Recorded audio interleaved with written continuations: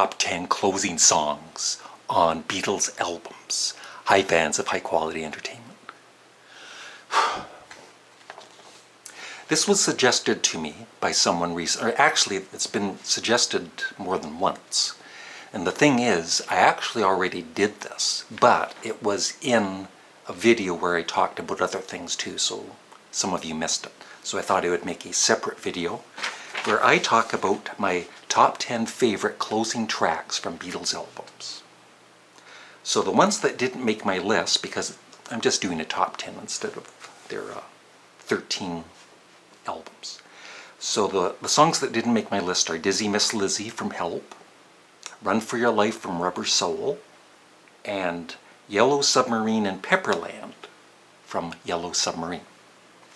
And these are my top 10, and I would love your thoughts in the comment section below. Number 10, I'll Be Back. That's right, I'll Be Back from A Hard Day's Night. Just the title itself. I don't know if it was, it must have been intentional, because the Beatles took care of, I think they even back in the day, they're kind of programming the songs.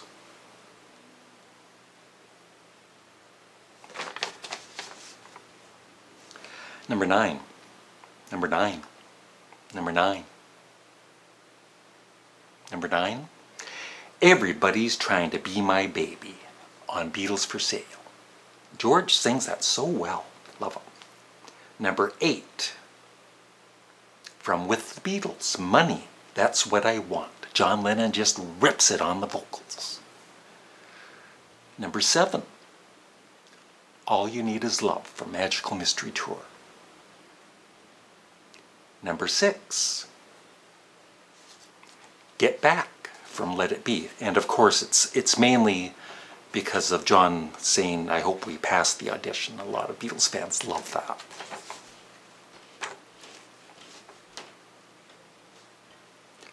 Number 5. Talk about ripping up your vocals. John Lennon singing Twist and Shout on Please Please Me. And now these top 4, this one is completely different from the top 3.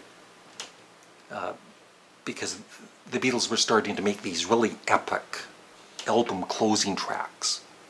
And then when it came to the White Album, the second last song was really crazy, especially back in the day. And it's still crazy today. Revolution Number 9. But what I love about that is the contrast. The next song is such a sweet, quiet song called Good Night, sung by Ringo Starr. And the way he whispers at the end, it's just a classic album closer. Number 3. I think this kind of started at the album closing track. Maybe I'm wrong, I don't know. But I think so. Tomorrow Never Knows on Revolver. I used to kind of wish the song didn't, it was such an amazing song and then it just kind of faded out.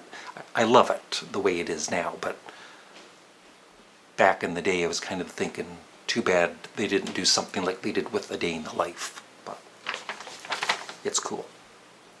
Number 2. This might be some people's number 1 actually. The End, and of course Her Majesty from Abbey Road. And if you've heard this story before, you might want to skip ahead 30 seconds or so, but when I was like 10 years old, 9 years old, playing Abbey Road for the first time on my dad's stereo cabinet, it had a reel-to-reel tape. It was cool. Anyway, I'm watching the vinyl spinning and the end comes on and then the end ends and the record keeps spinning. This really happened. It kept spinning. I'm thinking, what the hell? I didn't say what the hell because I was young. I said, what the heck? So I started turning up the volume and I had it cranked. by the end.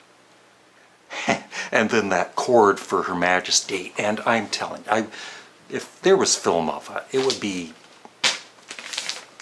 be a classic. And the second time I told the story, I said, and that's when I had my first heart attack. And then, of course, somebody left a comment, "Did you really have a heart attack?" I actually did. And number 1,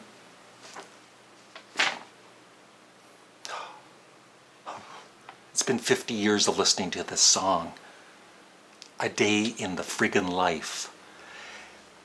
The couple of last times I've heard it on the remastered version with headphones.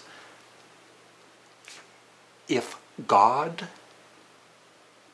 was a song, God would be "A Day in the Life." It is the most, and I'm not religious or anything, but I guess I'm spiritual. And that is the song that just gets me every time. It's just the ultimate. Nothing, for me, nothing compares to it. Nothing. And you know what else? Nothing compares to you. This has been a kind of a bizarre video, don't you think? Thanks for watching. Have a great day. Bye.